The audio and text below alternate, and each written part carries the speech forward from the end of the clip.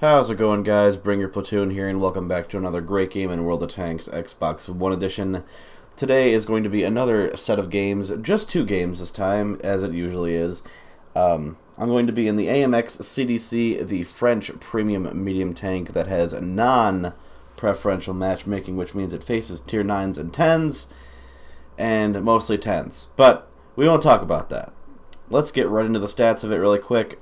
212 millimeters of pen for the AP rounds and 259 millimeters of pen for the premium APCR rounds, and then 45 millimeters of pen for the high explosive rounds, which do 320 instead of the standard 90 millimeter 240 damage. Its dispersion at 100 meters is 0.34. Its aim time is 2.2, which feels like a lie just because of the terrible aiming bloom that you get when you're on the move or just turning your turret. It feels a lot longer than it should be, but that's just my take on it, and you'll even see it in the gameplay where it's kind of meh.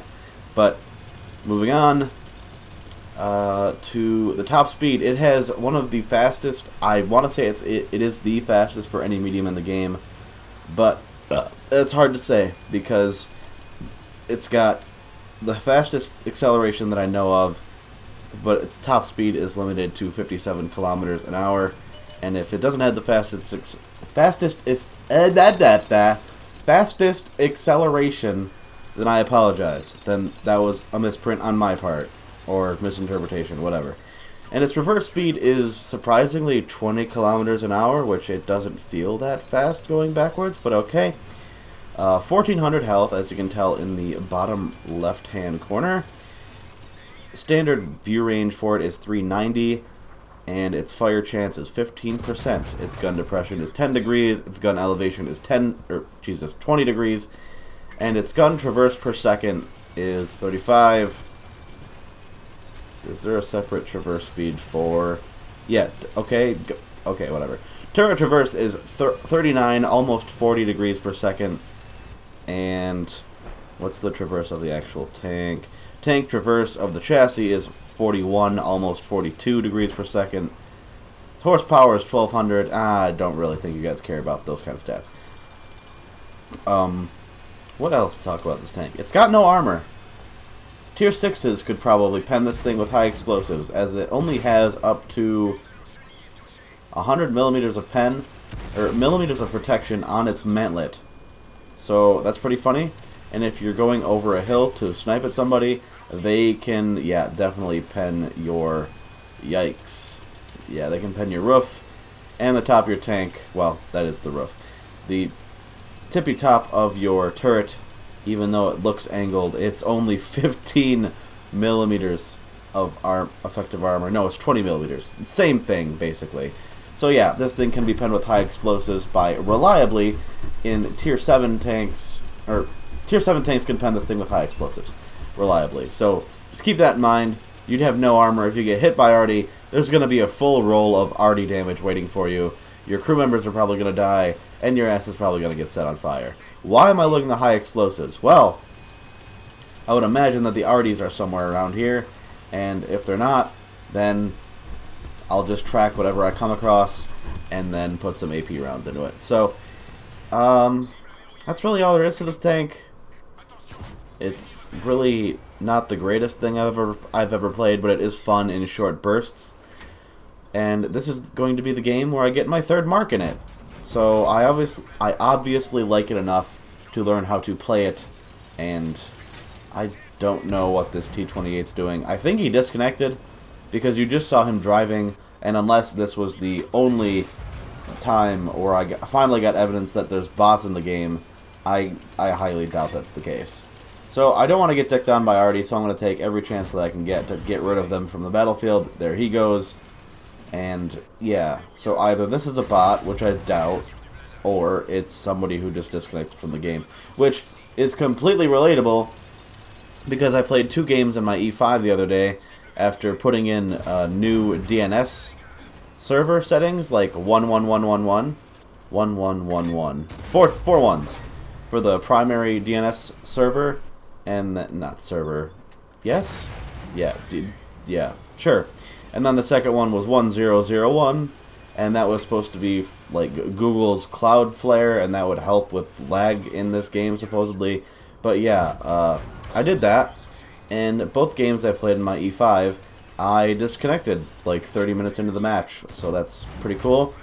And actually another game in my Conqueror where I was, you know, shooting somebody up, and then my tank wouldn't stop turning. They kept firing at me, but I couldn't stop my tank from, you know, moving. So that kind of sucked. But yeah, nobody do that. That's terrible advice. If you're going to do anything, go to your internet settings. I almost died by the Hummel there. But he missed me. So we're moving on. If you want to reduce lag in World of Tanks, all you have to do is go to your advanced internet settings, go to alternate MAC address, and just click clear. Have your console restart, and that should help you. It's like the basic equivalent of clearing your cache without hard resetting your console. Or you could even hard reset your console. Whatever works. And you saw there that the server that Wargaming is running on fucking a hamster in a wheel to run the server. Check this shit out. You ready for the lag? Oh yeah. Loved it. Looked like that was going to smash my tank on the bottom of that hill, but I didn't. And I'm being super defensive here because I don't want to get dicked down by these guys. And oh look, their bums are to me, and I got a little bit of that spotted damage, so I'll just track you. Why not? I don't know why this guy does what he does after I dick into him a second time. He looks towards me, tries to put a shot into me, I do believe. Yeah, and he hits the wall. Good for him. I try to put a snapshot into the ISM there, and it just doesn't go through. And then he just, the Bog Horror drives out in the open, and this guy in the Odyssey, or Odyssey, whatever, however you pronounce that, he plays me like a damn fiddle. I'm like, okay, he's clearly just trying to run away. I'm going to use my awesome acceleration. Oh no, he's turning towards me. He damages me and tracks me. So good on him, because this thing has no armor and easily overmatchable at any angle whatsoever as long as the shell goes into the chassis. I try to use this little ridge to cover my tank up as best as possible, but that didn't work out too well. And as you can see, after I die, I am just right out in the fucking open. So that was cool. But needless to say, I still got well over what I needed to progress in the third mark of excellence, or towards the third mark of excellence, because all you need to 3-mark this thing on average per game is 2,700, and just to be safe, go for 3,000. I didn't get the end game footage there because I'm stupid, but yeah, as you can see, there's the mark. I got the Vespucci medal for killing the Hummel and the Lorraine 155-20 or whatever the hell that artillery was called. And as you can see, with the 60 or 50% silver bonus thing that this thing has, you can make some pretty crazy credits without even worrying about dipping into those premium rounds. Because yes, you will have to use them to be competitive at times, but it really doesn't matter as long as you pen your shots. And that is hilarious. You'll still make like 75,000 in this thing, shooting premium. It's so funny. So, second game is going to be the better of the two, ironically, because every time I get a third mark, it seems to be during like the shittiest game I could have possibly hoped for. And in this game, I do believe I shoot nothing but, except for one APCR premium round, and it misses. So, that's cool. It is once again going to be in a top tier matchup. Very lucky, actually. I didn't realize that happened until just now. But yeah, I'm going to go up the 1-2 line like I usually do in this thing, just because, again, it doesn't... Oh, I never told you the camo values. It's 49 out of 100. But yeah, it's not great, but you can still use it as a light tank if you got like bushes and stuff to hide behind. But it's so big. It's so huge for being a medium tank. It might as well be the worst heavy in the game, but it's way too fast to be a heavy tank, and it doesn't have a good enough gun to be a heavy tank. So, it's just, I don't know. It's good to play in short bursts. It's fun, just like zooming around the map, reaching your top speed at like in like 2 to 3 seconds. But in previous gameplays, I ran the 105 octane. You can do that if you want. It'll help with your turret traverse. But I just opted that out instead for the premium consumable, just because increasing your view range is never bad, as well as, you know, every other skill on your tank by 10%. So, yeah, definitely go for the premium consumable because they're both the same price, and at least this way you'll be made more accurate. Look at this guy. I bump into him once. He's like, oh, I'm going to turn left, and then he fucking does it again because he's so smart. But good on him. Maybe he's lagging. I don't know. Clearing the alternate MAC address for my console seems to have helped a lot with the lagging. It's not nearly as bad as it was. I would go from full bars down to like 1 red bar, and then down, or up again, and then back up to, yeah, up again, and then back down to like 2 yellow bars. So it gets pretty ridiculous at times, and I'm planning on getting a new router, or modem, whatever, and if that doesn't help, then, I don't know. I've contacted Wargaming about it. I've contacted my ISP, which is Spectrum at the time, and since net neutrality is no longer a thing, they're probably going to be throttling fucking signals like crazy eventually, if they haven't started already. Wargaming says that it's on my ISP's end, and my ISP says, oh, there's nothing wrong here. So it's pretty much just 2 kids in the sandbox pointing at a dookie and saying he did it. So that's cool. Glad that I pay for a service where no one can tell me what the fuck is wrong with it. But yeah, that's life. That's what growing up is like, just constantly being disappointed in other people. Oh, but yeah. So back into the gameplay. That IS-3 got a round into his face. I needed him to die because, well, I didn't kill him. The 88 Panther 88 actually is dicking on him, so that's cool. Oh, it's the Fatherland. It's still an IS-3. Give me a break. So, the oh wow, the Borsig dicks on him and he kills him. So that's cool. But the base is being capped. I'm kind of like panicking because I obviously do not want to go out in front of a KV-2 to get dicked on for, what is it, 900 damage or something stupid like that. But, yeah. His high explosives will have no problem hitting any part of my tank unless he magically hits just my tracks and only does splash damage to me. But even then, it would probably do 300 or 400 damage. Pretty retarded.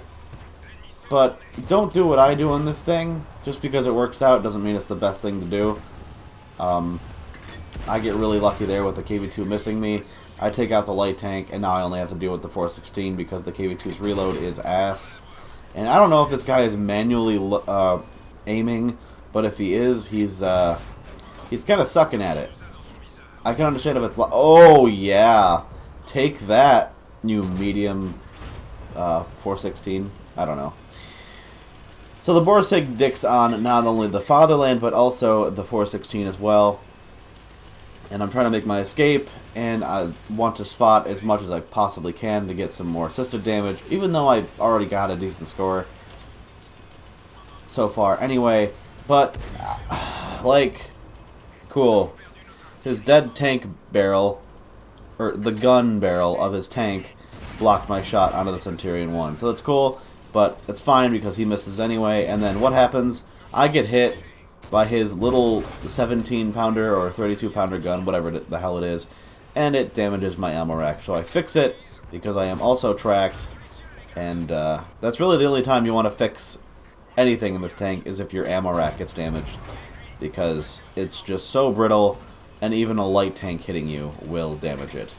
Pretty funny.